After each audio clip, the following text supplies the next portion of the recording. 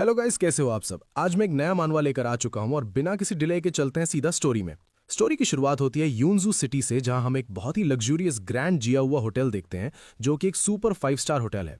तभी scene shift होता है होटल के एक रूम के अंदर, जहां बाथरूम में एक लड़की नहा रही होती है और इसी दौरान बेडरूम के अंदर एक आदमी खड़ा होता है जिसका नाम फैंग चाओ है। वहीं फैंग चाओ धीरे से उस लड़की की ड्रेस उठाता है और उसे बड़े ही क्रीपी तरीके से स्मेल करता है। उसके चेहरे पर एक ईविल स्माइल होती है और वो मनी मन कहता है, जिया याओ, इस बात मैं आखिर तुम्हें अपना बना ही लूंगा। अभी वो अपनी घटिया सोच में डूबा ही होता है कि तभी अचानक रूम के डोर पर बेल बजती है और बाहर से आवाज आती है, सर आपकी फूड डिलीवरी आ गई है। ये सुनकर फैंग चाओ थोड़ा इरिटेट होता है और डोर की तरफ बढ़ते हुए कहता है, आ रहा हूं। जैसे ही डोर खुलता है हम देखते हैं बाहर एक डिलीवरी बॉय खड़ा है और वही डिलीवरी बॉय हमारा मेन कैरेक्टर ये चेन होता है।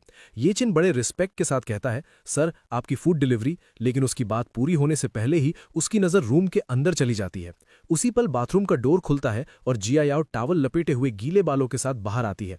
वो फैंग चाओ को देखकर कहती है, फैंग चाओ क्या तुमने मेरे क्लोथ्स लिए। लेकिन तभी उसकी नजर डोर पर खड़े ये चन पर पड़ती है और वो शॉक में फ्रीज हो जाती है। वहीं दूसरी तरफ ये चन के भी होश उड़ जाते हैं। उसका दिमाग सुन्न पड़ जाता है और शॉक के मारे उसके हाथ से फूड पैकेट फ्लोर पर गिर जाता है। ये देखकर फैंग चाओ गुस्से में चिल्लाता है, ओए बास्टर्ड। और इसी मोमेंट में जिया याओ येचन को देखकर अचानक कह उठती है, हनी। ये सुनते ही फैंग चाओ कंफ्यूज हो जाता है, हनी। तभी फैंग चाओ को समझ आ जाता है कि ये डिलीवरी बॉय असल में कौन है। वो ये चन को ऊपर से नीचे तक घूरता है और एक मॉकिंग स्माइल के साथ कहता है, जिया याओ, तो तुम्हारा यूजलेस हस्बैंड एक फूड डिलीवरी वाला निकला।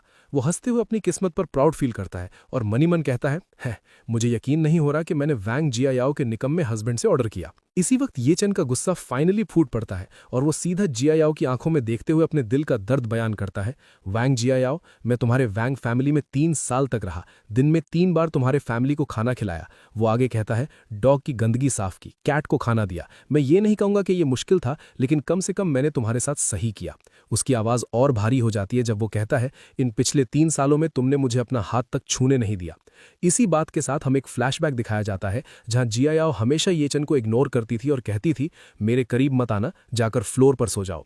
फ्लैशबैक से वापस आते ही ये चन गुस्से और दर्द में चिल्लाता है, मुझे हमेशा लगता था तुम प्रिंसिपल्स वाली वुमन हो, लेकिन आज तुम किसी और आदमी के साथ मजे कर रही हो। वो आंखों में आंसू लिए पूछता है, तुमने ऐसा क्यों किया। लेकिन जिया याओ के चेहरे पर जरा सी भी शर्म नहीं होती और वो ठंडे टोन में कहती है, क्यों, क्योंकि मेरा हस्बैंड सिर्फ एक ऑर्डिनरी फूड डिलीवरी वाला है। वो प्राउडली फैंग चाओ की तरफ इशारा करती है और कहती है, क्या तुम जानते हो ये कौन है। इन्वेस्टमेंट फर्म के सीईओ फैंग चाओ, फैंग फैमिली के यंग मास्टर, यूनजू की फर्स्ट क्लास फैमिली जिनकी एसेट्स करोड़ों में है। फिर वो ये चन को गंदी नजरों से देखकर कहती है, सिर्फ इनके जैसे आदमी ही मेरे लायक है, तुम जैसे पुअर लोग नहीं।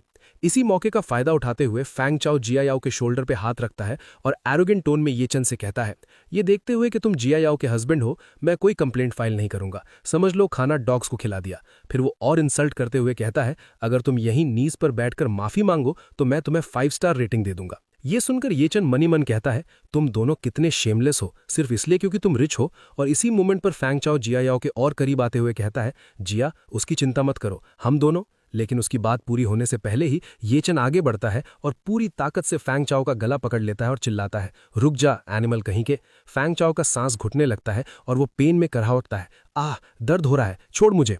ये देखकर जिया याओ उल्टा ये चन पर चिल्लाने लगती है, ये चन तुम्हारी हिम्मत कैसे हुई उन पर हाथ उठाने की। और आगे धमकी देते हुए कहती है, अगर अभी बाहर नहीं निकले तो मैं सिक्योरिटी बुला लूंगी।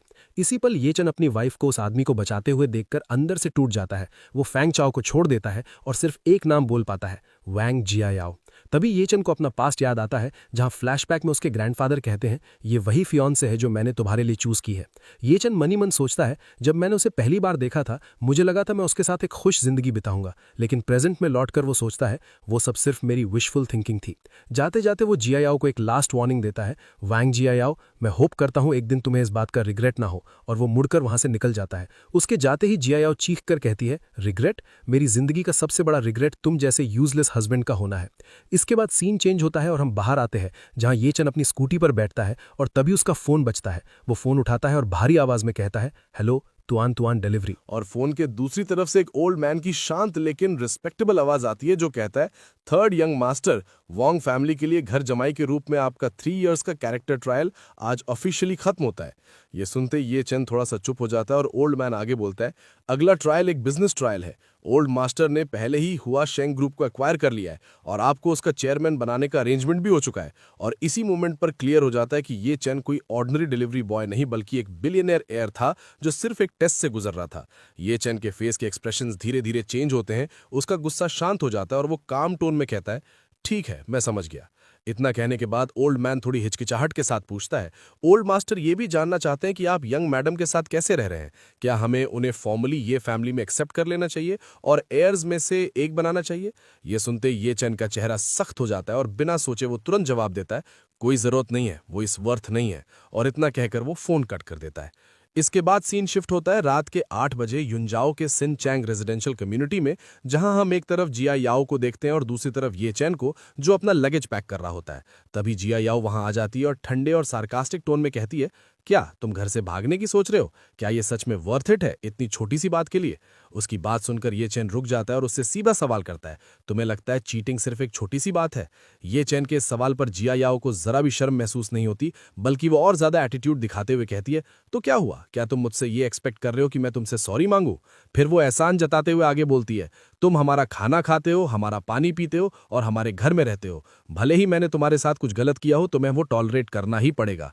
इतनी शेमलेस बातें सुनकर ये चैन का पेशेंस फाइनली टूट जाता है और वो गुस्से में चिल्लाता है, वांग जिया याओ, मैंने तुम्हारे वांग फैमिली को 3 साल तक टॉलरेट किया है। तुम्हारे मॉम डैड ने मुझे अनगिनत बार पब्लिकली इंसल्ट किया और मारा है और मैंने एक बार भी पलटकर जवाब नहीं दिया। उसकी आवाज में सालों से दबा हुआ गुस्सा बाहर आ जाता है जब वो कहता है, तुम्हारे अंकल और उनके बच्चों ने मुझे बुली किया और तुम सब ने ऐसे एक्ट किया जैसे कुछ देखा ही ना हो। तुमने मुझे कभी तुम्हें टच भी नहीं करने दिया और मैंने उसकी भी रिस्पेक्ट की। और वो आगे बोलता है, वो इसलिए था क्योंकि मैं तुम्हारी केयर करता था, लेकिन आज से मैं ये सब और टॉलरेट नहीं करना चाहता। फिर अपना फैसला साफ शब्दों में सुनाते हुए ये चैन कहता है, वांग जिया याओ, चलो डिवोर्स लेते हैं।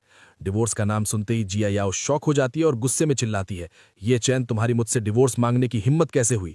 और फिर वो उसे डराने और नीचा दिखाने की कोशिश करते हुए कहती है, अगर तुम इतने यूजलेस नहीं होते तो मैं क्यों? और हाँ, मत कहना मैंने तुम्हें वॉर्न नहीं किया।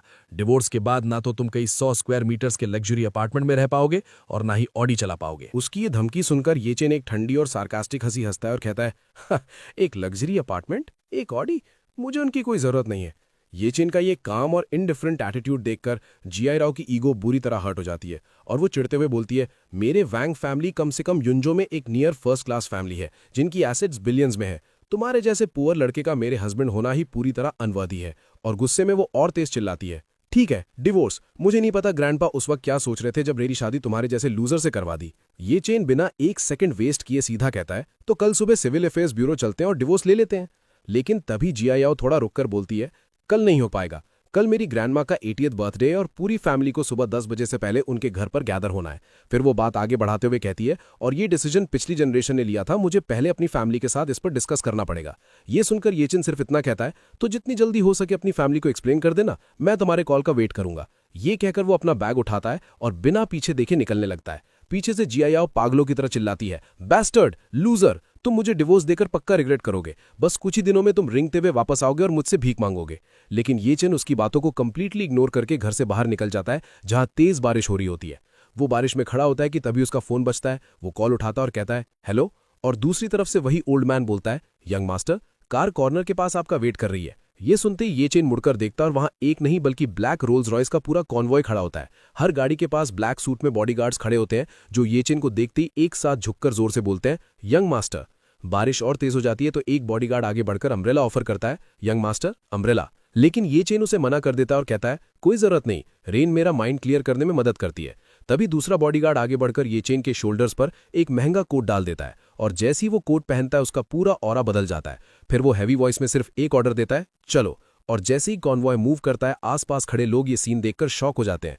क्राउड में से आवाजें आती हैं, वाओ, रोल्स रॉयस। और कोई और चिल्लाता है, ये सब रोल्स रॉयस हैं, ये क्या हो रहा है? ऊपर अपार्टमेंट की विंडो से जिया याओ भी ये शोर सुनती है और नीचे झांक कर देखती है। वो कंफ्यूज होकर खुद से सोचती है, इतनी सारी रोल्स रॉयस यहाँ से क्यों जा रही हैं? क्या कोई बहुत इंपॉर्टेंट इंसान यहाँ आया था? उसे जरा भी अंदाजा नहीं होता कि वो इंपॉर्टेंट इंसान वही था जिसे उसने अभी घर से निकाला है। इसी के साथ हमें ये फैमिली के बारे में बताया जाता है कि दुनिया सिर्फ रॉथस्चिल्ड्स, डुपॉन्ट्स और मॉर्गन्स जैसी मिस्टीरियस फैमिलीज को जानती है, लेकिन सबसे मिस्टीरियस फैमिली असल में ये फैमिली है जिनके एसेट्स 100 बिलियन से ज्यादा हैं, फिर भी वो बेहद लोकी रहते हैं और तुम रिच लोगों की लिस्ट में उनका नाम भी नहीं ढूंढ पाओगे। सीन चेंज होता है और ये चेन एक हेलीकॉप्टर के पास पहुंच चुका होता है, जहां एक बॉडीगार्ड रिस्पेक्ट के साथ कहता है, यंग मास्टर इस तरफ। और यही हमें बताया जाता है कि ये फैमिली अपने एयर्स को कैसे प्रिपेयर करती है, जहां नेक्स्ट जनरेशन के कैंडिडेट्स 3 साल की एज से ही स्क्रीनिंग और ट्रायल से गुजरते हैं। 5 साल की एज में मार्शल आर्ट्स, पियानो और वायलिन एक साथ सीखते हैं, और 18 ईयर्स तक वो पहले ही अमेरिकन यूनिवर्सिटी का 4 ईयर्स का बिजनेस स्कूल करिकुलम कंप्लीट कर चुके होते हैं। लेकिन सिर्फ स्टडीज ही नहीं, बल्कि कैरेक्टर को मोल्ड करने के लिए फैमिली एल्डर्स उन्हें स्पेशल टेस्ट देते हैं। इसी बात पर ये चेन को याद आता है वो दिन जब 3 साल पहले ये फैमिली एस्टेट में उसके ग्रैंडपा ने उसे ऑर्डर दिया था, ये चेन, मैं तुम्हारी मैरिज वैंग फैमिली में युंजो की एक सेकंड क्लास फैमिली के साथ एक कॉमन मैन के रूप में अरेंज कर रहा हूं। तुम अपनी आइडेंटिटी रिवील नहीं करोगे और इस टेस्ट को सक्सेसफुली कंप्लीट करोगे। जिसके जवाब में ये चेन ने कहा था, हाँ ग्रैंडपा, मैं समझ गया। प्रेजेंट में वापस आते हुए ये चेन हेलीकॉप्टर में बैठा सोचता है, उस वक्त मैंने अपनी मर्जी से ये ट्रायल एक्सेप्ट किया था, लेकिन अब वो सब खत्म हो चुका है। कुछ देर बाद हेलीकॉप्टर एक पैलेस जैसे मैंशन पर लैंड करता है। गार्ड्स उसे ग्रीट करते हैं, यंग मास्टर वेलकम बैक। और इस तरह ये चेन अपने रियल घर और अपनी रियल आइडेंटिटी के साथ वापस आ चुका होता है। वो मैंशन की तरफ देखकर मनी मन कहता है, मैं ये चेन वापस आ चुका हूं। सीन फिर शिफ्ट होता है अगले दिन सुबह 10 बजे यूंजो सीसान विला एरिया में, जहां वैंग फैमिली की ओल्ड मैडम का बर्थडे सेलिब्रेशन चल रहा होता है और सब लोग उन्हें विश कर रहे होते हैं, ग्रैंडमा हैप्पी बर्थडे और मॉम आप 200 साल जिए। तभी क्राउड में से कोई जियायाओ से पूछता है, अरे वो लूजर ये चेन नहीं आया? जियायाओ थोड़ा हेजिटेट करके कहती है, वो शायद काम पर गया है। ये सुनते ही वैंग शाओजी और वैंग वायान हंसकर बोलते हैं, काम? खाना डिलीवर करना? और वैंग शाओजी गुस्से में कहते हैं, वो हमारी वैंग फैमिली के लिए एक धब्बा है। एक बार मेरी मसराटी से टकरा गया था और मेरी हिम्मत नहीं हुई फ्रेंड्स को बताने की वो हमारा रिलेटिव है। ये सब सुनकर ओल्ड मैडम वैंग भड़क उठती हैं और ऑर्डर देती हैं, उसे अभी के अभी यहां बुलाओ, उसमें बिल्कुल मैनर्स नहीं है। ग्रैंडमा का गुस्सा देखकर जियायाओ पैनिक में कहती है, ग्रैंडमा आज वो इसलिए नहीं आया क्योंकि हम डिवोर्स लेने वाले हैं। ये सुनते ही ग्रैंडमा शॉक में चिल्लाती हैं, क्या डिवोर्स? तुम्हें डिवोर्स लेने की परमिशन किसने दी? क्या तुम भूल गई हो कि तुम्हारी शादी तुम्हारे लेट ग्रैंडफादर ने अरेंज करवाई थी? इस पर जियायाओ तुरंत रोने का ड्रामा शुरू कर देती है, घुटनों पर गिर जाती है और कहती है, ग्रैंडमा मैं ग्रैंडपा की लास्ट विश के अगेंस्ट जाने की हिम्मत नहीं कर सकती, लेकिन ये चेन उसने लिमिट क्रॉस कर दी है। उसका बाहर किसी और वुमन के साथ अफेयर चल रहा है। और साथ ही वो अपने मन में सोचती है कि फैमिली को ये कभी नहीं पता चलना चाहिए कि पहले चीटिंग उसने खुद की थी। अगर live in son in law ये चेन उसे छोड़ना चाहता है तो गेम पलट देना ही बेहतर है। जियायाओ की ये बात सुनते ही ग्रैंडमा और ज्यादा भड़क जाती हैं और गुस्से में कहती हैं, क्या वो एनिमल? 3 साल तक हमने उसे रहने के लिए मैंशन दिया, चलाने के लिए लग्जरी कार्स दी, और फिर भी वो तुम्हारे लिए लॉयल नहीं रह सका और दूसरी औरतों के पास चला गया। तभी वांग शाओजी बीच में बोल पड़ता है, जियायाओ बुरा मत मानना कि तुम्हारा एल्डर ब्रदर ये कह रहा है, लेकिन इसमें थोड़ी गलती तुम्हारी भी है। 3 साल हो गए तुम्हारी शादी को, लेकिन तुमने उसे कभी खुद को टच भी नहीं करने दिया। कोई सरप्राइज नहीं है कि ये चेन दूसरी विमेन ढूंढ रहा हो। या फिर तुम अपनी प्योरिटी इसलिए बचा रही थी ताकि उसे डिवोर्स देकर कोई नया रिच हस्बैंड ढूंढ सको। उस इडियट को तो ये समझ भी नहीं आया होगा। लेकिन ग्रैंडमा का गुस्सा कम होने के बजाय और बढ़ जाता है और वो सख्त आवाज में कहती हैं, चाहे जियायाओ ने कुछ भी किया हो, फिर भी ये चेन को दूसरी औरत ढूंढने का कोई राइट नहीं है। उस एनिमल को अभी के अभी यहां बुलाओ, मैं आज उसे हमारी फैमिली का जस्टिस दिखाऊंगी। ग्रैंडमा का ऑर्डर सुनते ही जियायाओ डरते हुए हाँ हाँ कहती है और तुरंत फोन मिलाती है। कॉल कनेक्ट होते ही ये चेन दूसरी तरफ से पूछता है, क्या बात है? और जियायाओ अकड़ के कहती है, ग्रैंडमा तुम्हें यहां बुलाना चाहती हैं। लेकिन ये चेन बिना सोचे सीधा जवाब देता है, नहीं आ रहा, और इतना कहकर फोन कट कर देता है। ये देखकर जियायाओ गुस्से से भर जाती है और मन ही मन सोचती है, इसने मेरे फेस पर फोन कट करने की हिम्मत कैसे की? फिर वो ग्रैंडमा को बताती है, वो नहीं आ रहा। ये सुनते ही ग्रैंडमा का टेम्पर पूरी तरह से हाई हो जाता है और वो गुस्से में कहती हैं, एक घर जमाई की औकात डॉग से ज्यादा नहीं होती और फिर भी इतनी हिम्मत की टैंट्रम्स दिखाए। शाओजिए तुम जाओ और उसे पकड़कर मेरे पास ले आओ। शाओजिए खुश होते हुए कहता है, ठीक है, और मन में सोचता है कि ये चेन को फिर से पीटने का परफेक्ट मौका है। ये कहकर वो वहां से निकल जाता है। शाओजिए के जाने के बाद ग्रैंडमा सब लोगों को एड्रेस करती हैं और कहती हैं, मैंने आज सबको जल्दी इसलिए बुलाया है क्योंकि कल ही हुआ शिंग ग्रुप में एक नया चेयरमैन आया है। किसी को नहीं पता वो कौन है और कहां से आया है। फिर वो समझाती हैं, अभी हम 70 मिलियन की एक फाइनेंसिंग डील नेगोशिएट कर रहे हैं, लेकिन कॉन्ट्रैक्ट अभी तक साइन नहीं हुआ है। तुम सब जानते हो कि हमारी डिंगचिंग रियल एस्टेट हमेशा हुआ शिंग ग्रुप के साथ कोलैबोरेट करती आई है, इसलिए हुआ शिंग ग्रुप के नए चेयरमैन के साथ अच्छे रिलेशंस बनाना हमारी वांग फैमिली के फ्यूचर के लिए सबसे इंपॉर्टेंट है। वहीं दूसरी तरफ सीन शिफ्ट होता है जहां हम ये चेन को देखते हैं और उसका बॉडीगार्ड थोड़ा कंफ्यूज्ड होकर पूछता है, यंग मास्टर आप अभी भी कुरियर के कपड़े क्यों पहने हुए हैं? इस पर ये चेन शांत टोन में जवाब देता है, आज कुरियर के तौर पर मेरे कॉन्ट्रैक्ट का लास्ट डे है, मैंने जो शुरू किया था उसे खत्म करना चाहता हूं। और मन ही मन सोचता है कि अभी अपनी आइडेंटिटी बताने का वक्त नहीं आया, दुश्मन को खुले में देखना ज्यादा ईजी होता है जब मैं अंधेरे में रहूं। तभी अचानक उसका फोन बजता है और वहीं हम वांग शाओजिए को अपनी कार में ये चेन को लेने आता हुआ कॉल पर बोलता है, हेलो ये चेन, मैं वांग शाओजी ये बोल रहा हूँ, कहाँ हो तुम, चलो बात करते हैं। और ये चेन बिना डरे कामली जवाब देता है, मैं लुवियान रेजिडेंशियल कम्युनिटी में खाना डिलीवर कर रहा हूँ। वांग शाओजी ये ठंडी हंसी के साथ कहता है, ओ मैं बस अभी वहां आ रहा हूँ, मेरा वेट करना। और कुछ ही देर बाद शाओजी अपनी कार को फुल स्पीड में लाता है, ये चेन के पास आकर जोर से ब्रेक्स मारता है, फिर कार का ग्लास नीचे करके एटीट्यूड के साथ कहता है, गाड़ी में बैठो, ग्रैंडमा तुमसे मिलना चाहती हैं। ये सुनते ही ये चेन बिना रुके सीधा जवाब देता है, भले ही तुम्हारी ग्रैंडमा वांग जिया याओ के लिए बैक करें, कोई फायदा नहीं है, मैं ये डिवोर्स लेकर ही रहूंगा। ये चेन की बात सुनते ही शाओजी भड़क उठता है और गुस्से में चिल्लाता है, क्या तुम पागल हो गए हो, मेरी ग्रैंडमा तुमसे बैक करेंगी, वो तुम्हें फैमिली जस्टिस देना चाहती हैं। इस पर ये चेन कामली पूछता है, फैमिली जस्टिस किस बेसिस पर? यह सवाल सुनते ही शाओजी और भड़क जाता है और उंगली उठाकर ब्लेम लगाता है, किस बेसिस पर? तुमने बाहर एक फकिंग वुमन ढूंढी है, चाहे जो भी हो, वांग जिया याओ अभी भी वांग फैमिली की मेंबर है, तुमने वांग फैमिली के साथ गलत किया है, इसलिए तुम मरने के लायक हो। ये सुनते ही ये चंद धीरे से अपना हेलमेट उतारता है और सरप्राइज के साथ पूछता है, मैंने बाहर वुमन ढूंढी है, क्या वांग जिया याओ ने ये कहा? और अगले ही पल वो अपनी हंसी रोक नहीं पाता और जोर से हंसता है, फफ। उसकी हंसी देखकर शाओजी चिढ़कर पूछता है, तुम हंस क्यों रहे हो? तभी ये चन का फेस एकदम सीरियस हो जाता है और वो मन ही मन गुस्से में कहता है, वांग जिया याओ, वो शेमलेस औरत, लोगों को बुली करने की भी एक लिमिट होती है। ये चन के इस बदलते हुए ऑरा को देखकर शाओजी के दिल में थोड़ा सा डर पैदा हो जाता है और वो मन ही मन सोचता है, ये क्या हो रहा है? ये चन का एक्सप्रेशन सडनली इतना स्कैरी क्यों हो गया, जैसे कोई सुपीरियर सबको नीचे देख रहा हो। लेकिन फिर वो खुद को समझाता है, नहीं, मैं पक्का गलत देख रहा हूं, इस यूजलेस ट्रैश के पास ऐसी ऑरा कैसे हो सकती है?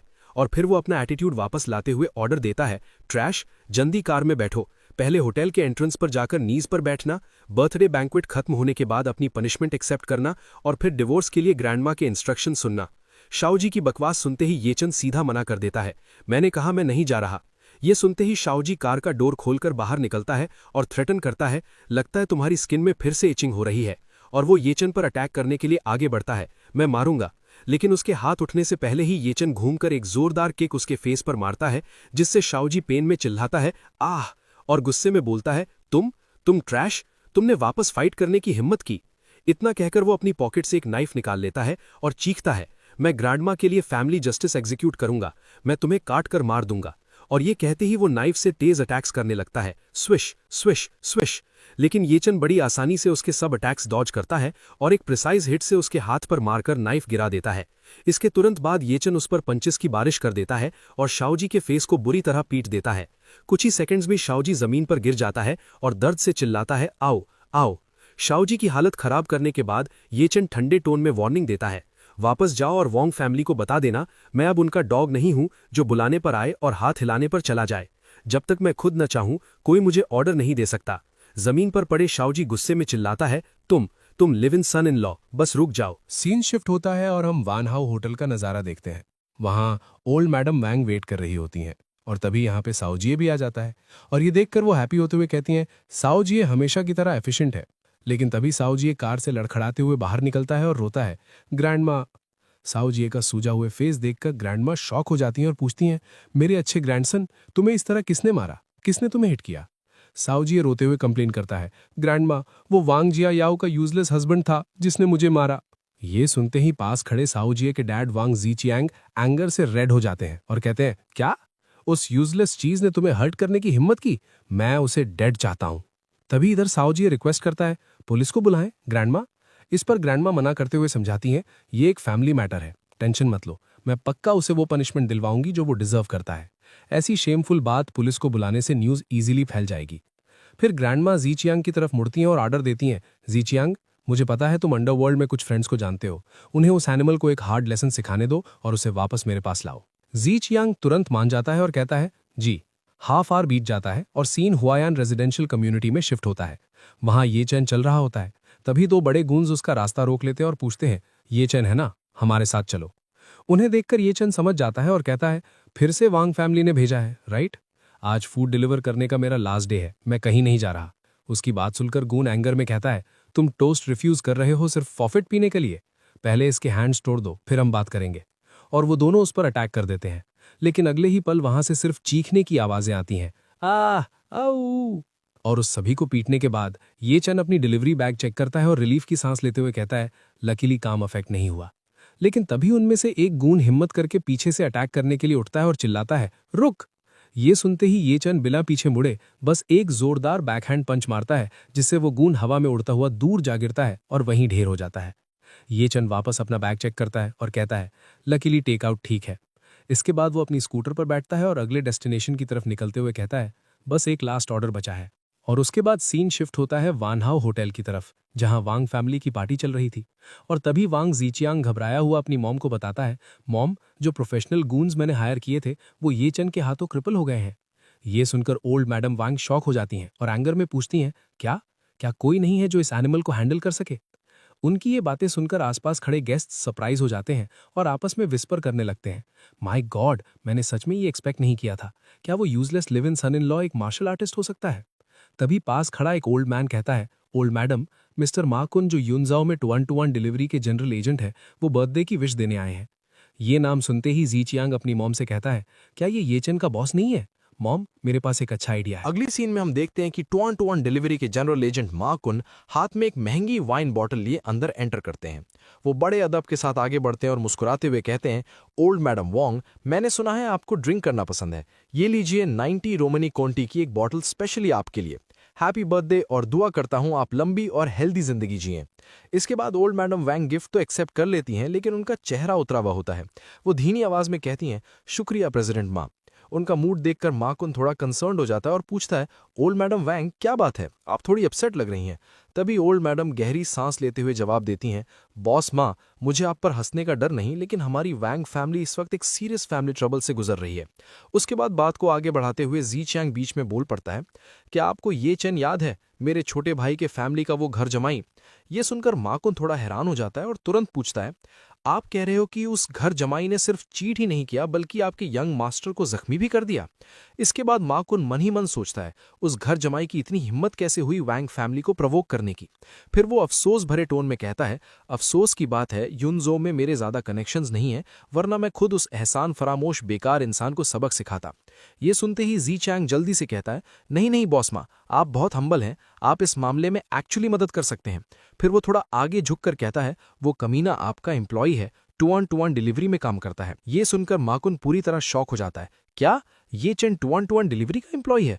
सच्चाई कंफर्म होते ही उसके चेहरे पर एक कॉन्फिडेंट स्माइल आ जाती है और वो कहता है, प्रेसिडेंट वैंग, ये मामला अब मुझ पर छोड़ दीजिए। इसके बाद माकुन तुरंत अपना फोन निकालता है और कॉल लगाता है, हेलो लिटिल चाय, चेक करो ये चेन की एम्प्लॉय आईडी और उसकी करंट लोकेशन। फिर शातिर मुस्कान के साथ ऑर्डर देता है, गुड, उसे तुरंत एक ऑर्डर असाइन करो, लोकेशन वानहाउ ग्रैंड होटल। 15 मिनट बाद हम ये चन को होटल के बाहर पहुंचते हुए देखते हैं। वो फोन पर कहता है, मिस्टर माँ, आपका फूड डिलीवरी आ चुका है, मैं वानहाउ होटल के एंट्रेंस पर हूँ। दूसरी तरफ से माकुन ठंडे टोन में कहता है, अंदर लेकर आओ। ये चन होटल को देखकर थोड़ा सस्पिशियस हो जाता है और मन ही मन सोचता है, वानहाउ ग्रैंड होटल युनजो का बेस्ट बर्थडे बैंक्वेट होटल है, वांग जिया याओ की पूरी फैमिली यहीं होगी। फिर वो फोन पर पोलाइटली कहता है, होटल पॉलिसी के अकॉर्डिंग डिलीवरी ड्राइवर्स को अंदर अलाउ नहीं होता, प्लीज आप बाहर आकर ले लीजिए। इधर अंदर खड़ा माकुन जो ओल्ड मैडम के साथ होता है, फोन पर कहता है, ठीक है, एंट्रेंस पर वेट करो, और फोन काट देता है। तभी बाहर खड़ा ये चन अचानक कई फुटस्टेप्स की आवाज सुनता है और समझ जाता है, डैम इट, ये एक ट्रैप है।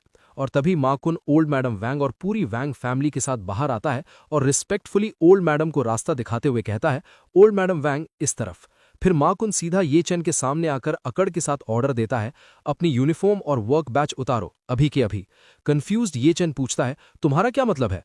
उसके कंफ्यूजन का मजाक उड़ाते हुए शाओजी जोर से हंसता है और कहता है, इडियट, क्या तुम जानते हो ये कौन है? ये तुम्हारे टॉप बॉस हैं, माकुन, 2-on-2 डिलीवरी के जनरल एजेंट। तभी माकुन धमकी भरे टोन में कहता है, अगर तुम्हें यकीन नहीं तो मैं मैनेजर कई से कॉल करवा देता हूँ। इसी वक्त येचन का फोन बजता है और कॉल उठाते ही दूसरी तरफ से मैनेजर चिल्लाता है, येचन, तुमने प्रेसिडेंट माँ को कैसे ऑफेंड कर दिया? तुम ऑलरेडी फायर हो चुके हो। मैनेजर की बात सुनकर येचन का गुस्सा और डिसअपॉइंटमेंट दोनों साथ फूट पड़ते हैं और वो मन ही मन सोचता है, मैं अपना डिलीवरी करियर पीसफुली खत्म करना चाहता था, लेकिन इस बास्टर्ड ने सब बर्बाद कर दिया। तभी माकुन चीखता है, जल्दी करो, कपड़े उतारो, तुम फायर्ड हो, और प्रेशर बनाते हुए जोर से बोलता है, स्ट्रिप, सब उतार दो। गुस्से में येचन अपनी जैकेट उतार देता है। ये देखकर शाओजी ये वीडियो रिकॉर्ड करते हुए जोर जोर से हंसता है और कहता है, हा हा हा, बिल्कुल कुत्ते जैसा लग रहा है। उसके बाद जिचियांग भी आगे आता है और ताना मारता है, बेकार चीज, अब कहाँ गई तुम्हारी एरोगेंस? मेरे बेटे को मारने की हिम्मत की थी ना? येचन उन सबको इग्नोर करते हुए कामली कहता है, बॉस माँ, सुना है इस साल आपका तुआन डिलीवरी के साथ एजेंसी कॉन्ट्रैक्ट एक्सपायर हो रहा है। ये सुनकर माकुन शौक और गुस्से दोनों में आ जाता है। मन ही मन सोचता है इसे कैसे पता, लेकिन ऊपर से एटीट्यूड दिखाते हुए कहता है इससे तुम्हारा क्या लेना देना। और फिर ये चेन डिक्लेयर करता है रिन्यूअल डिस्कस करने के लिए कैपिटल जाने की जरूरत नहीं है, तुम अब एजेंट नहीं रहोगे। ये सुनते ही माकुन भड़क उठता है और चिल्लाकर कहता है तुम समझते क्या हो खुद को? तुम कहते हो मैं एजेंट नहीं बन सकता तो मैं एजेंट नहीं बन सकता। क्या तुम जानते हो तुआन तुआन डिलीवरी के सीईओ के साथ मेरे रिलेशंस कितने टाइट हैं? तभी वहां बैठी ओल्ड मैडम वैंग बीच में इंटरफेयर देती हैं और एंगर से चीखती हैं ये चेन एनिमल नीज पर बैठो। वो सबके सामने अनाउंस करती हैं आज सभी गेस्ट्स के सामने मैं तुम पर फैमिली जस्टिस एग्जीक्यूट करूंगी। पहले तुमने चीट किया और जिया याओ के साथ गलत किया, फिर तुमने मेरे ग्रैंडसन को मारा। लेकिन ये चैन उनकी बात मानने से साफ इनकार कर देता है और पलटकर जवाब देता है ओल्ड थिंग ड्रीम्स देखती रहो, मैं क्यों नीज पर बैठूं। ये चैन की बदतमीजी देखकर ओल्ड मैडम उसे पुरानी बात याद दिलाती हैं। 3 इयर्स पहले जब तुमने हमारी वैंग फैमिली में मैरिज की थी तुमने पर्सनली प्रॉमिस किया था। मैं तुमसे पूछती हूं क्या तुम्हारा वो पुराना प्रॉमिस अभी भी काउंट करता है? एक बार तुमने वैंग फैमिली के लिए कुछ हार्मफुल किया तो तुम मेरी वैंग फैमिली का जस्टिस एक्सेप्ट करोगे। इस पर ये चैन बिना डरे चेस्ट चौड़ा करके कहता है जो मैं ये चेन कहता हूं वो नेचुरली काउंट करता है। उसकी ये बात सुनते ही ओल्ड मैडम तुरंत ऑर्डर देती हैं अच्छा मेरी वैंग फैमिली का जायंट ड्रैगन रूलर लेकर आओ। जिस पर जी चियांग तुरंत कहता है जी। अगले ही पल एक चमचमाता हुआ गोल्ड का ड्रैगन रूलर लाया जाता है। इस स्कैरी वेपन को देखकर बताया जाता है कि इस चीज से फेस पर मार खाने से कम 3 डेज तक पेन होता है। कुछ और हिट्स और फेस सड़ जाएगा। रूल। ओल्ड मैडम एंगर में जी चियांग को ऑर्डर देती हैं मेरे लिए इसे 20 टाइम्स मारो। और जी चियांग रूलर हाथ में लेते हुए कहता है जी। तभी जिया याओ के डैड वैंग जीवान आगे आते हैं और कहते हैं मॉम ये मेरी गलती थी कि मैं अपने सन इन लॉ को ढंग से डिसिप्लिन नहीं कर पाया, मुझे पर्सनली इसे लेसन सिखाने दीजिए। लेकिन उसी वक्त जिया याओ आती है और अपने डैड के हाथ से वो रूलर छीन लेती है और कहती है मुझे करने दीजिए, वो मेरा हस्बैंड है, मुझे उसे मारने दीजिए। और गाइज इस मनुहा के चैप्टर्स अभी तक इतना ही आया था और ये मनुहा कैसा है कमेंट करना और बताना। और तब तक के लिए बाय बाय। तो कहानी वहीं से आगे बढ़ती है जहां पिछले एपिसोड में हमने छोड़ा था। माहौल पूरी तरह गर्म था क्योंकि जिया याओ गुस्से में वो जायंट ड्रैगन रूलर अपने हाथ में लेकर येचन को सबक सिखाना चाहती थी। लेकिन ये सीन देखकर येचन एक अलग ही मूड में नजर आता है। उसके चेहरे पर एक सार्कास्टिक स्माइल आ जाती है और वो सीधा जिया याओ की हिपोक्रेसी पर वार करता है। वो ताना मारते हुए कहता है कि पहले तुमने चीट किया, ऊपर से मुझे ही चीटिंग के लिए फ्रेम किया, क्या ये सब काफी नहीं था जो अब तुम मेरे मुंह पर थप्पड़ भी मारना चाहती हो? ये बोलने के बाद वो रुकता नहीं है बल्कि अपने सार्केज़म का लेवल और बढ़ा देता है। वो बड़े ही कड़वे शब्दों में कहता है वाह गुड वाइफ, मैंने सच में एक ऐसी गुड वाइफ से शादी की है जो सदियों में मुश्किल से मिलती है। ये चिन की एक कड़वी सच्चाई सुनकर जिया याओ को मिर्ची लग जाती है और वो गुस्से में करके मुंह फेर लेती है। लेकिन अगले ही पल अपनी ईगो को सेटिस्फाई करने के लिए और वहां मौजूद लोगों के सामने अपनी पावर दिखाने के लिए वो जोर से ऐलान करती है कि ये उसका हस्बैंड है और अगर कोई इसे मारेगा तो वो हक सिर्फ उसका है। अपने इस एक्शन को जस्टिफाई करते हुए वो मन ही मन सोचती है कि आखिर येचन उसका आदमी है, वो दूसरों को उसे कैसे मारने दे सकती है, क्योंकि अगर कोई और उसे मारेगा तो ये इनडायरेक्टली उसके खुद के मुंह पर थप्पड़ होगा। जिया याओ अभी अपनी ये जस्टिफिकेशन दे ही रही थी कि तभी सिनेरियो चेंज होता है। अचानक पास खड़ा शाओ जिये आगे लपकता है और बिना किसी वार्निंग के झटके से जिया याओ के हाथ से वो ड्रैगन रूलर छीन लेता है। उसका गुस्सा अब कंट्रोल से बाहर हो चुका था। वो लाल होकर येचन पर चिल्लाता है, येचन साले कुत्ते। हथियार हाथ में आते ही शाओ जिये का कॉन्फिडेंस आसमान छू लेता है और वो पूरी ताकत से येचन की तरफ बढ़ता है। वो धमकी देता है कि तेरी हिम्मत कैसे हुई मुझे मारने की, देख आज मैं तेरा चेहरा कैसे बिगाड़ता हूं। वो रूलर हवा में लहराते हुए येचन पर हमला कर देता है। लेकिन इससे पहले कि वो रूलर येचन को लगती, कहानी में एक ट्विस्ट आता है। येचन बिजली की तेजी से उसका हाथ हवा में ही पकड़ लेता है। इस पॉइंट पर शाओ जिये अभी कुछ समझ पाता या रिएक्ट कर पाता, उससे पहले ही येचन पलटवार करते हुए एक जोर का थप्पड़ सीधा शाओ जिये के मुंह पर जड़ देता है। ये थप्पड़ इतना जोरदार था कि शाओ जिये दर्द से चीख पड़ता है। ये नज़ारा देखकर वहां मौजूद सारे गेस्ट शॉक हो जाते हैं। किसी को यकीन नहीं होता कि वैंग फैमिली के घर जमाई ने सच में वैंग फैमिली के ही पोते पर हाथ उठा दिया। लोग आपस में फुसफुसाने लगते हैं कि ओ माय गॉड ये क्या हो गया। अपने पोते को पिटते देख ओल्ड मैडम वैंग का गुस्सा हाई लेवल पर पहुंच जाता है। वो चीख पड़ती हैं, बास्टर्ड, तुझे अंदाजा भी है कि यहाँ कितने ब्यूरो चीफ्स और डायरेक्टर्स मौजूद हैं?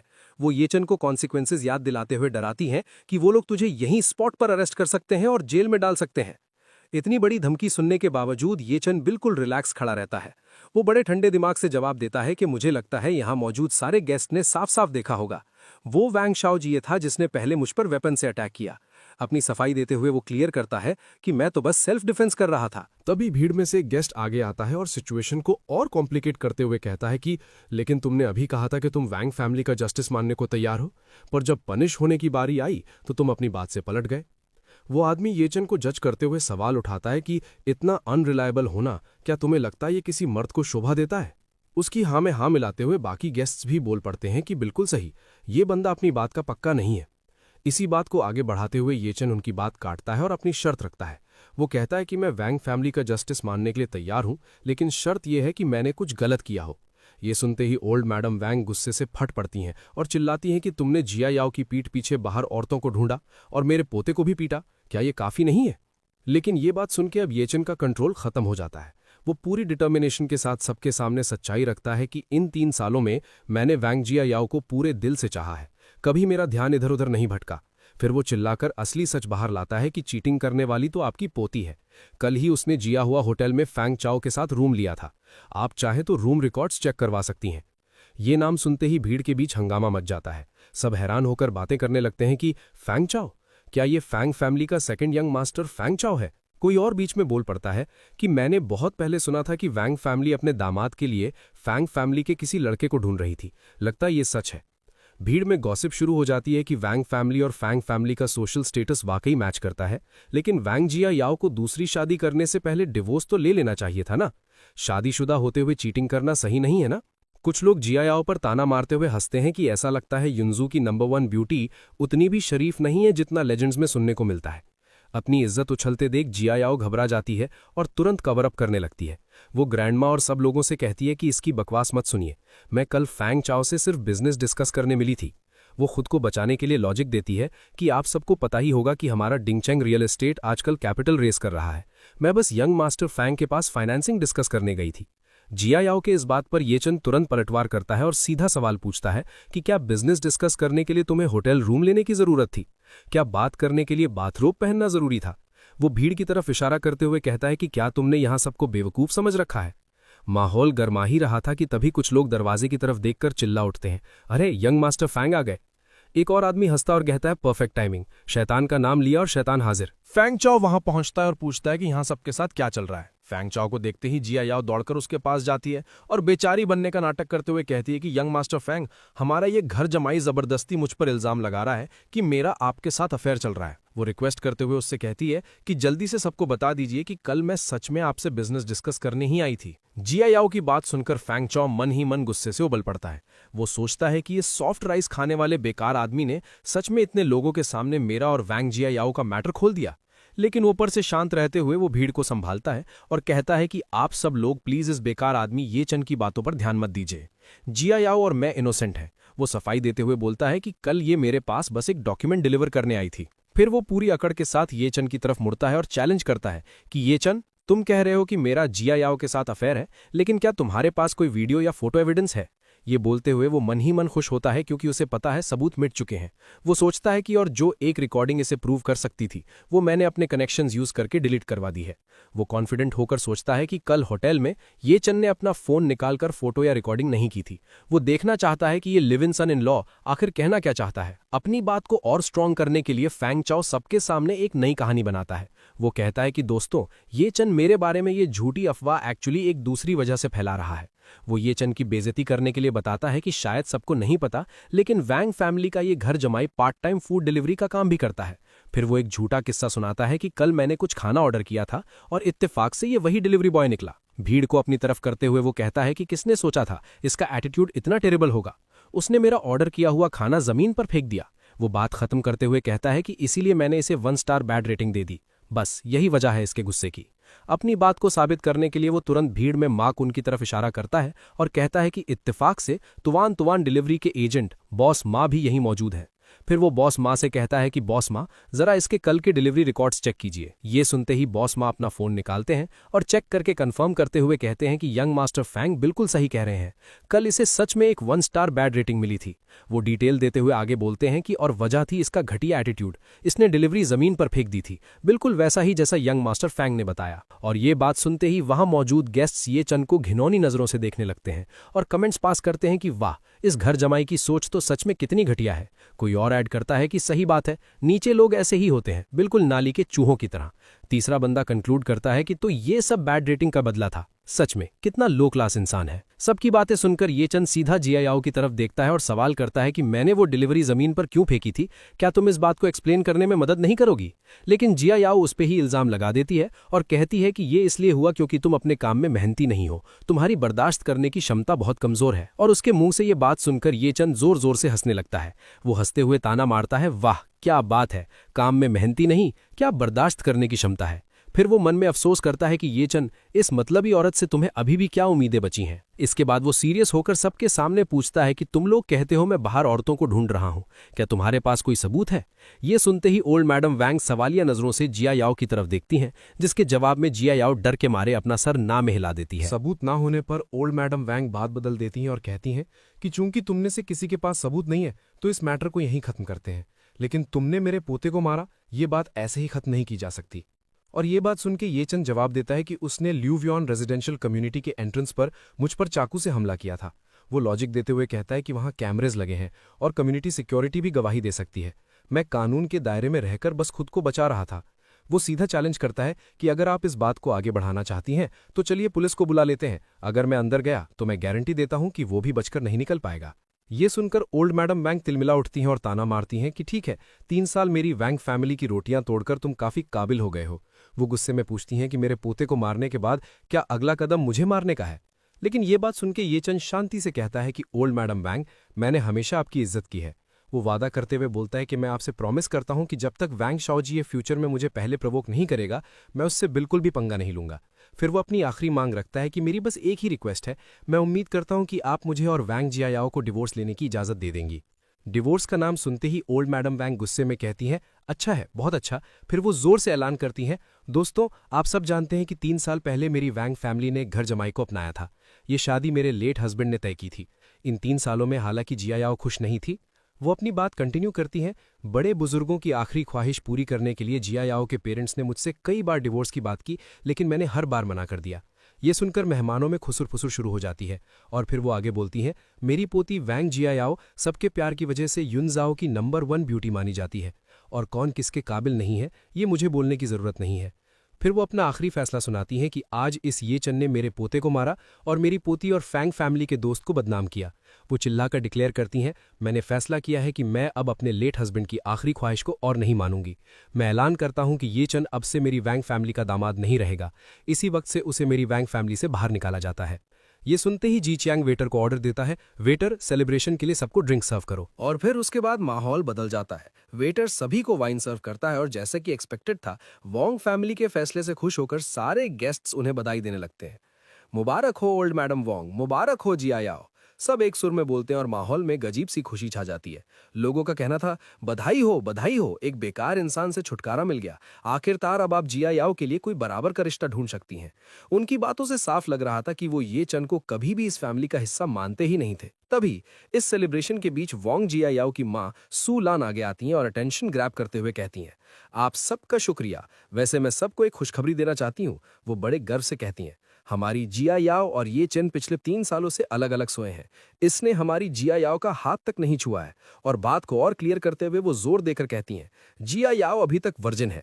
इस पॉइंट पर अपनी मां की ये बात सुनकर जियायाओ शर्म से लाल हो जाती है, मॉम। लेकिन ये बात सुनकर ये चन मन ही मन सोचता है कि ये और कुछ नहीं, बस बिजनेस है। वो एनालाइज करता है, ये वोंग जियायाओ की चॉइस है, फैमिली द्वारा किसी सामान की तरह आका जाना, ताकि आखिर में सबसे ज्यादा बोली लगाने वाला उसे खरीद सके। मतलब साफ था, उसकी वर्जिनिटी का ढिंडोरा पीट कर वो उसका मार्केट वैल्यू बढ़ा रहे थे। इसके बाद ये चन भी वहां रखा एक वाइन ग्लास उठा लेता है, लेकिन पीने के लिए नहीं। वो ग्लास जियायाओ की तरफ बढ़ाते हुए एक आखिरी सार्केस्टिक कमेंट पास करता और कहता है, वोंग जियायाओ, तुम्हें मुबारक हो। आखिरकार तुम अपने लिए एक ऐसा मर्द ढूंढ सकती हो जो तुम्हारे बराबर का हो। और ये बात सुन के जियायाओ अपनी पुरानी अकड़ में वापस आ जाती है। उसे लगता है कि ये चन अभी भी उसके हाथ से निकलने से डर रहा है, इसलिए वो अकड़ कर कहती है, अगर तुम अभी घुटने टेको और मुझसे भीख मांगो तो शायद मैं दादी से रिक्वेस्ट करूंगी कि फिलहाल तुम्हें डिवोर्स ना दें। उसकी ये बात सुनकर ये चन गुस्से और नफरत से भरा जवाब देता है। वो उसकी गलतफहमी दूर करते हुए कहता है, तुमने मुझे धोखा दिया और उल्टा चाहती हो कि मैं घुटने टेक कर तुमसे भीख मांगू।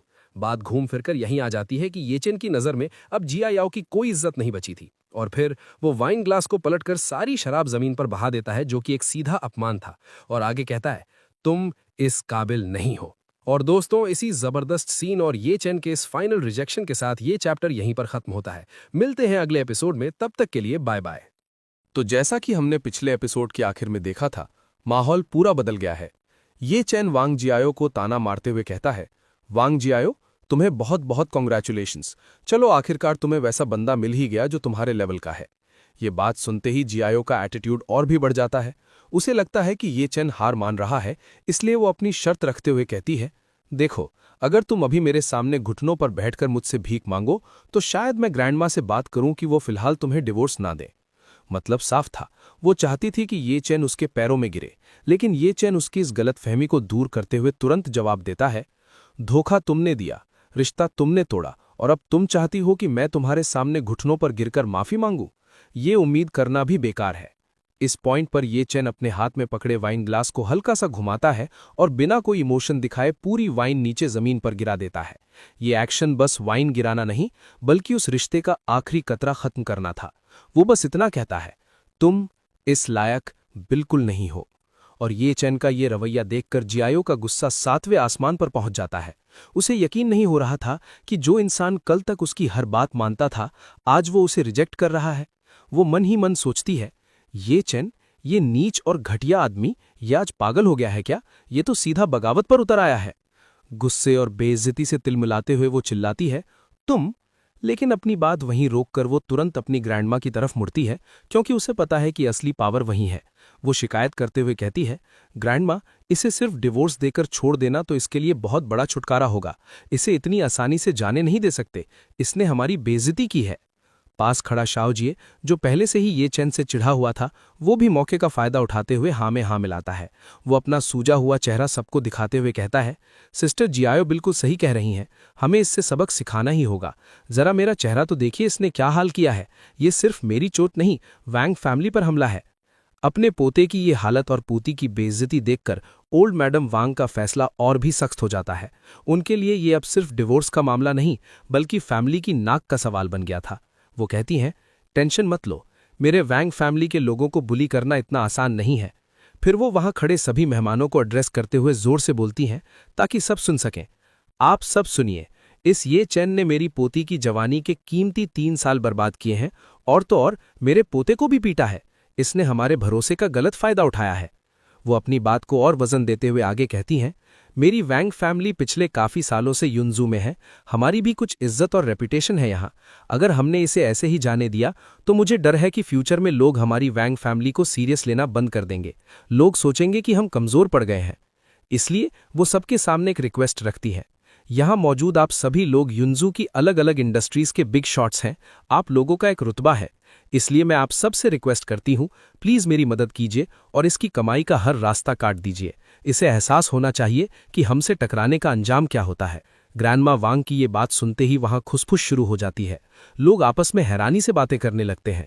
वांग फैमिली ये चैन का लाइवलीहुड खत्म करना चाहती है। मतलब ये चाहते हैं कि ये चैन युनजू में खाना तक न खा सके। ये तो सीधा पेट पर लात मारने वाली बात हो गई। कोई कहता है, आखिरकार एक घर जमाई ने वांग फैमिली की नाक कटवा दी है और ऊपर से खुद डिवोर्स भी मांग रहा है, गुस्सा तो आएगा ही। तो कोई दूसरा बंदा हैरान होकर बोलता है, पर वो बस एक छोटा सा live in son in law ही तो है, क्या इतना बड़ा एक्शन लेना जरूरी है? ये तो शेर का शिकार करने के लिए पूरी फौज बुलाने जैसा है। तभी इस डिस्कशन को तोड़ते हुए भीड़ से फांग चाओ आगे आपा है। वो वांग फैमिली के नजरों में अच्छा बनने का ये मौका नहीं छोड़ना चाहता और ऐलान करता है, फांग फैमिली को रिप्रेजेंट करते हुए मैं वांग फैमिली को सपोर्ट करने के लिए तैयार हूं। भीड़ में लोग उसे तुरंत पहचान लेते हैं, अरे ये तो फांग फैमिली का बड़ा बेटा है, वही फैमिली जिनका युनजू में अफोर्डेबल लग्जरी होटल चेन्स का सबसे बड़ा शेयर है। इनका सपोर्ट मिलना मतलब बहुत बड़ी बात है। अपनी पावर शो करते हुए फैंग चाओ ये चैन को धमकी देता है, मैं गारंटी देता हूं कि आज के बाद युनजू में 4 स्टार से नीचे का कोई भी होटल या गेस्ट हाउस तुम्हें चेक इन नहीं करने देगा। तुम्हें सर छुपाने की जगह तक नहीं मिलेगी। वो एक स्टेप और आगे बढ़ता है और गंदे तरीके से मुस्कुराता है। उसके दिमाग में ये चैन के लिए सिर्फ नफरत है। वो मन ही मन कहता है, ये चैन, फ्यूचर में मैं ना सिर्फ तुम्हारी बीवी के साथ सोऊंगा, बल्कि तुझ जैसे बच्चे को जमीन पर रेंगने और मुझसे भीख मांगने पर मजबूर कर दूंगा। तेरी औकात मैं तुझे दिखाऊंगा। फैंग चाओ की बात खत्म होते ही मानो जैसे कंपटीशन शुरू हो गया हो, एक और आदमी आगे आता है। सब लोग सुनिए, मैं जोंग वेई हूं, लू वाई लू, शान वाई शान और त्यान कियान त्यान रेस्टोरेंट्स का ओनर। वो अपनी पावर और एक्सपीरियंस दिखाते हुए कहता है, मैं पिछले 20 सालों से युनजू के केटरिंग बिजनेस में हूं। मैं भी वैंग फैमिली का सपोर्ट करने के लिए तैयार हूं ताकि ये चैन की कमाई बंद की जा सके। इस शहर में खाना मिलेगा या नहीं ये मैं डिसाइड करूंगा। फिर वो कॉन्फिडेंस के साथ कहता है, इस सर्कल में मेरे जितने कनेक्शंस हैं उसके दम पर मैं ये कह सकता हूं कि ये चैन युनजू के किसी भी रेस्टोरेंट में पार्ट टाइम काम भी नहीं कर पाएगा। वेटर बनना तो दूर, इसे झूठे बर्तन धोने का काम भी नहीं मिलेगा। अभी वो चुप हुआ ही था कि तभी माकुन, जो खुद को पीछे नहीं रखना चाहता था, वो भी आगे आता है और कहता है, छोटे भाई माकुन, जो युनजू में त्वान त्वान डिलीवरी का जनरल एजेंट है, मैं भी ये चैन की लाइवलीहुड काटने में वैंग फैमिली का साथ दूंगा। वो ये चैन को सीधी वार्निंग देते हुए कहता है, ये चैन अब फूड डिलीवरी करने के बारे में सोचना भी मत। सिर्फ हमारी त्वान त्वान डिलीवरी ही नहीं, तुम किसी और सर्विस के लिए भी डिलीवरी नहीं कर पाओगे। हर दरवाजा तुम्हारे लिए बंद हो चुका है। इतने सारे लोगों को अपने खिलाफ खड़ा देखकर ये चैन घबराता नहीं है, बल्कि आराम से काउंट करने लगता है। होटल, वेटर, फूड डिलीवरी, ये 2 इंडस्ट्रीज तो मुझे पूरी तरह ब्लैकलिस्ट कर चुकी हैं। इन्होंने पूरा जोर लगा दिया है। फिर वो मजाक उड़ाने वाले अंदाज में सवाल करता है, क्या और कोई इंडस्ट्री बची है? अगर है तो वो भी सामने आ जाए। ये सुनते ही एक आदमी आगे आता है और चिल्लाता है, मैं गोल्डन माइंड केटीवी का सीईओ हूं। तुम युनजू के किसी भी केटीवी या बार में वेटर बनने का सपना भी मत देखना। एंटरटेनमेंट इंडस्ट्री में तुम्हारे लिए कोई जगह नहीं है। ये सब सुनकर ये चैन जोर से हंसता है। उसे इनकी ये कोशिशें बच्चों का खेल लगती हैं। बहुत बढ़िया, क्या और कुछ भी है? सब एक साथ ही बोल दो। तभी शाओजे को कुछ याद आता है। उसे रियलाइज होता है कि ये चैन सिर्फ एक ऑर्डिनरी आदमी नहीं है। वो सोचता है, रुको, ये कमीना ये चैन लड़ने में बहुत तेज है। क्या ये बॉडीगार्ड बनने के लिए अप्लाई करेगा? अगर इसने ये किया तो हमारा प्लान फेल हो सकता है। वो सबको वार्न करते हुए कहता है, दोस्तों सावधान रहिए। ये चैंग ये जानवर कुंफू जानता है और इसकी स्किल्स एक्स्ट्राऑर्डिनरी है। मुझे लगता है ये युनजू के अमीर लोगों के पास जाएगा और उनका प्राइवेट बॉडीगार्ड बनने के लिए अप्लाई करेगा। इस रास्ते को रोकना जरूरी है। फिर वो भीड़ से पूछता है, आप में से कौन इसका ये रास्ता भी बंद कर सकता है? कौन है जिसका इन्फ्लुएंस सभी अमीर लोगों पर चलता हो? ये सुनकर हॉल में अचानक शांति छा जाती है और लोग आपस में फुसफुसाने लगते हैं। युनजू में तो बहुत सारे अमीर लोग हैं, कोई भी ये दावा नहीं कर सकता कि वो युनजू के सभी अमीर लोगों को जानता है और उनके सामने अपनी चला सकता है ना? ऐसा कोई एक इंसान तो मुश्किल ही मिलेगा। तभी सीन शिफ्ट होता है और हमारी नजर एक सोफे पर बैठी एक बेहद खूबसूरत लड़की पर पड़ती है, जो इन सबसे बेखबर शान से बैठी थी। उसकी मौजूदगी ही बता रही थी कि वो इन सबसे अलग है। उस लड़की को देखते ही वैंग ज़ीचियांग के होश उड़ जाते हैं। वो दंग रह जाता है और मन में सोचता है, ये खूबसूरत लेडी कौन है? ये कब आई? मैंने नोटिस क्यों नहीं किया? अगले ही पल उसे एहसास होता है कि ये कोई मामूली मेहमान नहीं है और वो घबरा कर तेजी से आगे बढ़ता है। ओह, प्रेसिडेंट किन कब आई? मुझे माफ कर दीजिए कि मैंने डोर से आपका वेलकम नहीं किया। प्लीज मुझे माफ कर दीजिए, मुझसे बहुत बड़ी गलती हो गई। माकुन उसे पहचान नहीं पाता और हैरानी से पूछता है, प्रेसिडेंट वैंग, ये ब्यूटी कौन है? हमें भी इंट्रोड्यूस करवाइए। आखिर ये हैं कौन जिनके लिए आप इतने परेशान हो रहे हैं? ज़ीचियांग उसे घूरते हुए सोचता है, माकुन, तुम सच में युनजाओ में गवार ही रह गए हो। तुम इस लेडी को नहीं जानते। तुम्हारी इग्नोरेंस तुम्हें महंगी पड़ेगी। फिर वो सबको इंट्रोड्यूस कराते हुए गर्व से कहता है, ये हुआशेंग ग्रुप की फेमस वाइस प्रेसिडेंट है, किन होंगयांग। प्रेसिडेंट किन, इनका नाम ही काफी है। नाम सुनते ही पूरे हॉल में हंगामा मच जाता है। सबके चेहरों पर शौक साफ दिखता है। क्या ये इतनी बड़ी ब्यूटी हुआशेंग ग्रुप की वाइस प्रेसिडेंट है? लोग हैरानी से बातें करने लगते हैं। हालांकि हुआशेंग का प्रेसिडेंट हमेशा एक डिवाइन ड्रैगन की तरह रहा है, जिसकी सिर्फ परछाई दिखती है पर चेहरा नहीं। इसलिए मैंने सुना है कि प्रेसिडेंट किन की पावर बहुत ज्यादा है। कंपनी का असली चेहरा यही है। कोई दूसरा ऐड करता है, सही कहा। कंट्री ए में इंटरनेशनली जो हंड्रेड्स ऑफ बिलियंस के बड़े ऑर्डर्स मिले थे, वो सब इन्होंने पर्सनली साइन किए थे। ये कहा जा सकता है कि वो एक आदमी के नीचे पर 10,000 लोगों से ऊपर है। इनकी पावर का कोई मुकाबला नहीं। ये सारी बातें सुनकर ये चैन उस लड़की की तरफ देखता है। उसे याद आता है कि हुआशेंग ग्रुप तो उसकी ही प्रॉपर्टी है। वो मन ही मन सोचता है, ओह, मेरी कंपनी की वाइस प्रेसिडेंट, मतलब ये मेरे लिए काम करती है। इधर वैंग ज़ीचियांग प्रेसिडेंट किन को इम्प्रेस करने का कोई मौका नहीं छोड़ना चाहता। वो मक्खन लगाते हुए बड़ी शान से कहता है, वैसे तो युनजाओ में बहुत सारे अमीर लोग हैं। मेरी वैंग फैमिली ने काफी लोगों से दोस्ती बनाई है, लेकिन हम मुश्किल से सिर्फ 2/3 लोगों को ही जानते हैं। फिर वो आगे कहता है, लेकिन अगर कोई एक ऐसा इंसान है जो युनजाओ के सभी अमीर लोगों को जानता है और उनके साथ अच्छे रिलेशंस रखता है, तो मुझे यकीन है कि पूरे युनजाओ में वो सिर्फ अकेले प्रेसिडेंट किन है। इनकी पहुंच सबसे ऊपर है। माकुन भी तुरंत हाँ में हाँ मिलाता है। सही बात है, बिल्कुल सही बात है। प्रेसिडेंट किन की स्टनिंग ब्यूटी के साथ वो शायद वो चीज है जिन्हें युनजाओ के सारे अमीर लोग जानना चाहते हैं। ये सुनकर किन होंगयांग थोड़ा सार्कास्टिक हो जाती हैं। उन्हें ये चापलूसी पसंद नहीं आई। वो कहती हैं, तुम्हारी बातों से तो ऐसा लग रहा है जैसे मेरा युनजाओ के सारे अमीर लोगों के साथ अफेयर चल रहा है। अपने शब्दों पर ध्यान दो। उसकी ये तीखी बात सुनकर माकुन घबरा जाता है और तुरंत माफी मांगने लगता है। सॉरी, मेरी जबान फिसल गई थी, मेरा वो मतलब नहीं था। लेकिन ऊपर से माफी मांगने के बावजूद मा कुन मन ही मन कुछ और ही सोच रहा होता है। वो अपनी लार गटकते हुए गंदी सोच रखता है। इतनी बड़ी ब्यूटी का हुआशेंग का वाइस प्रेसिडेंट बनना, मुझे नहीं लगता कि इन्होंने कुछ तरीके यूज नहीं किए होंगे। जरूर कुछ तो गड़बड़ है। तभी ज़ीचियांग मौका देखते ही अपने मतलब की बात पर आता है। प्रेसिडेंट किन, प्लीज एक्शन लीजिए और इस ये चेन की कमाई काट दीजिए। आपका एक शब्द ही काफी होगा। साथ ही वो मन में कैलकुलेशन करता है, मेरी वैंग फैमिली ने हुआशिंग ग्रुप से 70 मिलियन की फाइनेंसिंग पाने के लिए हाल ही में इस वाइस प्रेसिडेंट किन को काफी सारे बेनिफिट्स दिए हैं। उम्मीद है वो हमारा साथ देंगी। इसी बीच किन होंगयांग अपने बैग से एक सिगरेट निकालती हैं और अपने होठों के बीच दबा लेती हैं। उनका अंदाज बिल्कुल बेपरवाह था। ये देखते ही वहां खड़े सारे मर्द पागलों की तरह अपने अपने लाइटर निकालकर आगे बढ़ते हैं ताकि वो सबसे पहले उनकी सिगरेट जला सके और उनकी नजरों में आ सके। लेकिन किन होंगयांग उन सबको ऐसे इग्नोर कर देती हैं जैसे वो वहां है ही नहीं। वो अपनी उंगली से इशारा करती हैं और भीड़ में खड़े ये चेन को आवाज देती हैं, इधर आओ। ये देखकर ये चेन मन में सोचता है, मेरी कंपनी की ये वाइस प्रेसिडेंट जिससे मैं कभी मिला नहीं हूं, ये थोड़ी इंटरेस्टिंग है। बाकी सबको छोड़कर मुझे बुला रही है। फिर वो पूछता है, तुम्हें क्या चाहिए? किन होंगयान सीधा ऑर्डर देती हैं, तुम मेरे लिए सिगरेट जलाओ। ये सुनते ही सभी लोग दंग रह जाते हैं। वो आपस में फुसफुसाते हैं, प्रेसिडेंट किन ने एक्चुअली उस यूजलेस कचरे को अपनी सिगरेट जलाने के लिए कहा। हम सब यहां खड़े हैं और उन्होंने उसे चुना। मुझे समझ नहीं आ रहा उस बेकार कचरे के पास ऐसी क्या खासियत या टैलेंट है। शायद वो उसे नीचा दिखाना चाहती हैं। लेकिन सबको हैरान करते हुए ये चंद सीधा मना कर देता है, मेरे पास लाइटर नहीं है। लोग फिर से शॉक हो जाते हैं, लाइटर नहीं है? यहां इतने सारे लाइटर्स मौजूद हैं, क्या तुम्हें मांगना नहीं आता? ये एक्चुअली पब्लिकली युंजाओ की वेल्दी सर्कल की टॉप गॉडेस किन होंगयान को मना कर रहा है। इसकी हिम्मत तो देखो। ये सुनते ही किन होंगयान अपनी जगह से खड़ी हो जाती हैं और येचन के पास आती हैं। उनके चेहरे पर गुस्सा नहीं बल्कि कुछ और ही था। वो उसके बिल्कुल करीब आकर पूछती हैं, नाम? और ये बात सुनकर येचन पूछता है, क्या नाम? किन होंगयान फिर से जोर देकर कहती हैं, तुम्हारा नाम। येचन थोड़ा इरिटेटेड टोन में कहता है, क्या तुम्हें सुनाई कम देता है? क्या अभी वांग जीचैंग ने नहीं कहा कि मेरा नाम येचन है? तुम्हें बार बार पूछने की क्या जरूरत है? ये सुनकर वांग जीचैंग गुस्से में चिल्लाता है, बैस्टर्ड, तुम्हें प्रेसिडेंट किन से बदतमीजी करने की परमिशन नहीं है, अपनी हद में रहो। लेकिन किन होंगयान हाथ उठाकर उसे शांत रहने का इशारा करती हैं। उन्हें येचन का ये एटीट्यूड पसंद आ रहा था। वो येचन की ओर करीब आती हैं, इतना करीब कि उनके बीच फासला ना के बराबर रह जाता है। वो अपना हाथ येचन की सीने पर रखती हैं और कहती हैं, येचन, सिर्फ इसलिए क्योंकि तुम्हारा सरनेम वही है जो हमारे हुआसिंग ग्रुप के नए अपॉइंट हुए प्रेसिडेंट का है, मैं तुम्हें बचने का एक रास्ता देना चाहती हूं। इस कोइंसिडेंस का फायदा उठाओ। वो उसे ऊपर से नीचे तक देखती हैं और धीरे से कहती हैं, ध्यान से देखने पर तुम एक्चुअली दिखने में काफी अच्छे लगते हो। तुम्हारे अंदर कुछ बात तो है। फिर वो एक ऐसा ऑफर देती हैं जिसने सबको हिलाकर रख दिया। मेरी रिक्वेस्ट सुनो और फिर मैं तुम्हें अपना पर्सनल बॉडीगार्ड बनने दूंगी। कैसा लगा? ये सुनते ही पूरे हॉल में हंगामा मच जाता है। लोग चीख पड़ते हैं, प्रेसिडेंट किन उस लड़के येचन को बचाने की कोशिश कर रही हैं। क्यों? हम उसे बर्बाद करना चाहते हैं और ये उसे जॉब दे रही हैं। इतनी बड़ी ब्यूटी का पर्सनल बॉडीगार्ड बनना, क्या इस प्रेसिडेंट किन का दिल उस लड़के पर आ गया है? ये तो किस्मत पलटने वाली बात हो गई। दूर खड़ी जायाओ ये सब देखकर गुस्से और कंफ्यूजन में जल भुन जाती है। उसे समझ नहीं आ रहा था कि जिस आदमी को वो निकालना चाहती थी, उसे इतनी बड़ी लेडी क्यों बचा रही है। वो सोचती है, इस किन होंगयान का मतलब क्या है। और गाइज, चैप्टर यहां पर खत्म होता है और तब तक के लिए बाय बाय।